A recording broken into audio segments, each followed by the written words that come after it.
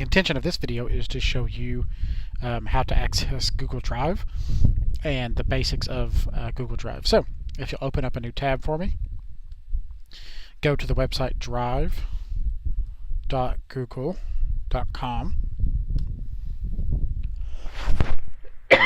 Excuse me, you should immediately be logged into your Drive account so you can see what you have saved in the cloud. Our recommendation for our freshmen and sophomores last year was to save all their stuff to the cloud at the end of the year, so hopefully our sophomores and juniors have some stuff to go back to. But this is basically cloud storage, which means it's stored on a computer somewhere else, and you just kind of keep your files there, and they make sure that everything's backed up multiple times. So I'll show you the basics of Google Drive. If you go over here to the New button, you can add things. For instance, you can add a folder. If you need to, maybe you want to organize your files by class. So you might have one for biology, one for English 1, maybe one for CCR, so you can keep stuff organized. You can upload a file from your computer, and you can also upload a folder from your computer. If you already have something maybe on a flash drive or an SD card that you want to get into the cloud, you can get it in that way. And then you'll see down here, these are things you can create. A Google Doc is basically like a Word document. A Google Sheet is like an Excel document. And Google Slides is like PowerPoint. Under the More, you can do Google Forms. I assume students can. Excuse me. So you could put out like a survey. Google Drawings is basically like a simple kind of paint feature where you can make shapes and colors and write, kind of be more creative. I know we've used that in Spanish. Google My Maps is a feature where you can actually go and save your own maps. You can drop pins into places. You can add let's say, maybe a piece of literature that you found on the internet or a video that you found about somewhere. Maybe you're doing something for Miss Webb and you're talking about World War I, so you're going to talk about one of the battles, and you could drop a pin in certain places and talk about what happened there, maybe how many people died or the general or whoever. So this stuff down here below is stuff that I've added or connected to my Google account over time, so you won't see that stuff. So just to kind of give you the basics, I'm going to create a Google Doc here. You'll notice across products for Google, stuff looks similar and works the same. For instance, no matter what you open, up here in the left-hand corner, it will always say untitled whatever. So I'm going to title it something. I'm going to call it demonstration document. And then here I can type stuff like, hello, how are you? I'm just typing my paper. I'm typing maybe a letter to Miss Hahn in advisory yesterday, stuff like that. So there you go. You just can type a spreadsheet. You can do your formulas and your formatting. Google Slides, it's like PowerPoint, so you can do slides. So you can add your content depending on what platform you're in. And then your teachers are going to probably want that to your teachers are going to want you to turn that into them in some way, shape, or form. So I'm going to show you several different ways you're going to do that. Way number one is they simply want you to share a link with them. So they have gone into Canvas, they have put in an assignment that allows you to submit a URL, and you simply need to give them a link to your document. So how would I get them that link, you may ask? Well, you go up here to Share, and then when this window pops up, you click Get Shareable Link. Okay. Once you got the shareable link, you can copy it with that button, and then you simply hop over to Canvas. You see I'm logged into Canvas from my previous video. Hop over to Canvas and submit that in the assignment by pasting, or Command V, or sorry, you're on a Chromebook, so it's Control V. You can just paste that link in and be done. All right. Another way that you can share a document, I'm going to click Done there. Another way that you can share a document is with people. So if I go back to the Share button, I could enter the name of somebody. Let's say I wanted to share this with Mr. Anderson. So I'm going to say James Anderson. And on this, you want to put in their email. So james.anderson@knoxschools.org. I could put his name in, click Send, and then he would get an email that says, hey, Ryan Maloney just shared this document with you. And then I can invite him to edit it with me, or I can just give him permission to comment or just permission to view. It would depend on what level of access they want. I would assume that if your teachers are having you share a document with them for a grade, you need to be able to, your teacher needs to be able to edit it. So like up here with the link version that we just talked about a second ago, you can select this and say that anyone with this link can edit.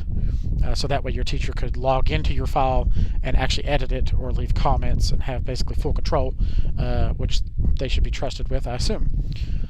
So those are the two ways you can share something with somebody. So you either share by link or you share by typing in their email address. Okay, my assumption is that teachers are going to prefer the link idea because that's going to be able to be submitted into Canvas, which is going to help them keep things more organized.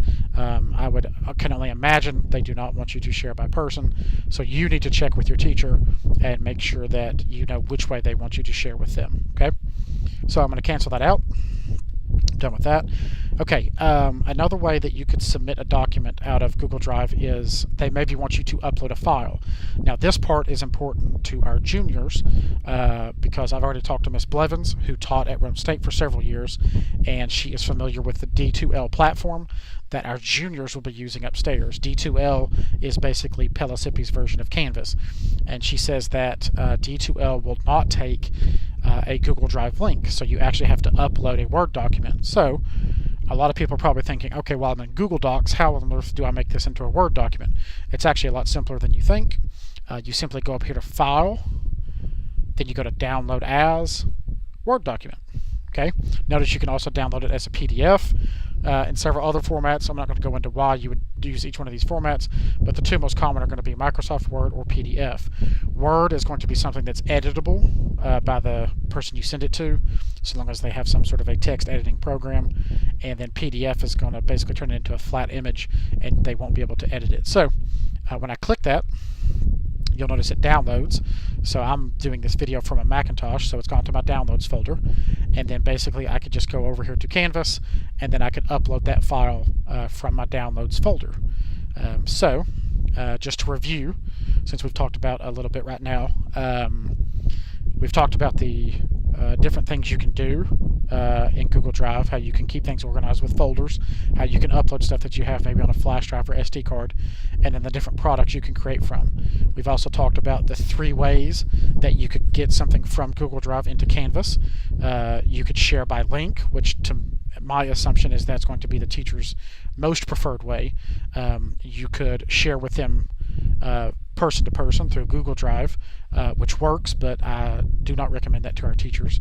And the third way is you can download it as a Word document and upload it as a file, which a lot of our teachers won't use that here, but our juniors are going to need that trick for upstairs. So I'll also talk about what goes down here on the left, and then that'll kind of be the basics of Google Drive. If you go to Shared with Me, you can see files that people have been sharing with you. This would be if I shared it, excuse me, if I shared person to person, this would be where I would find it. So you can see that today Mr. Glenn shared this club proposal document with me. Ms. Hahn shared this video earlier that you saw in Advisory yesterday, and you can see other stuff that people have shared with me. The reason that I don't think teachers are going to want you to share person to person is then they would have a ton of files right here that they would have to keep organized, and they're not going to want to do that. So you also, I assume, you have access to Google Photos. So this is a place where you can put photos in the cloud, and you can keep basically unlimited storage of your photos. This right here is a really nice thing to keep track of. It's your recents, or your recent files. So it's stuff that you've been working on, close to now. You can see that this is currently open. It's my demonstration document, so it's here under recent. The club proposal from Mr. Glenn I opened up earlier, and you can see other stuff that I've been working on recently. This is nice because if it's a paper you're going to go back to, if you've forgotten where you saved it or what you named it, you can go to recent and find it pretty quick. Starred. I'm going to go back to my demonstration document and show you up here at the top. There's a star. I can star this file, and then if I go over here to starred, I don't believe I have anything starred. You can see I have nothing. So I'm going to go back over here to demonstration document. I'm going to star this file. I'm going to come back over here and refresh my page. Oh, I don't have to refresh. There it is. So stuff that you started, maybe stuff that you're working on right now. Maybe it's a paper, maybe it's a map for Miss Webb's class, maybe it's a slide presentation for Miss Schindler's biology. It's stuff that you want to be able to get to very quickly, and you're going to get it done, and then you can unstar it later.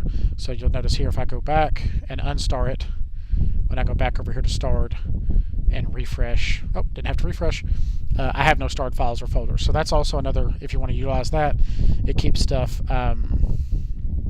in a very succinct area. So it's basically, you're favoriting something so that you can get back to it quickly until you don't need it anymore. And then, of course, there's trash.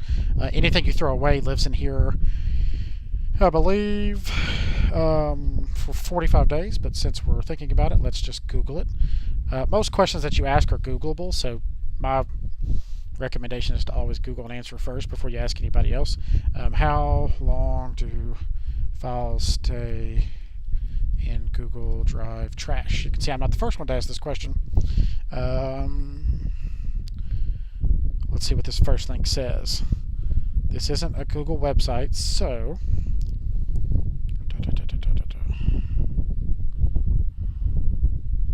let's see if it mentions. If you put a file in the trash, you can start from the drive. Okay. Make a copy. If I delete the file, get it back. Okay. No answer there. Let's see if we can find an actual Google website.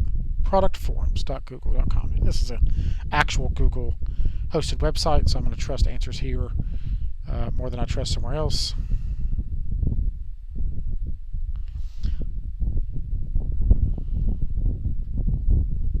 Okay, so according to this user, I don't know if this is an actual Google employee, it says no files will stay indefinitely in the trash bin until you explicitly remove them. Deleting files is your responsibility and yours alone. So you can put stuff in the trash and it will live there forever, according to that response.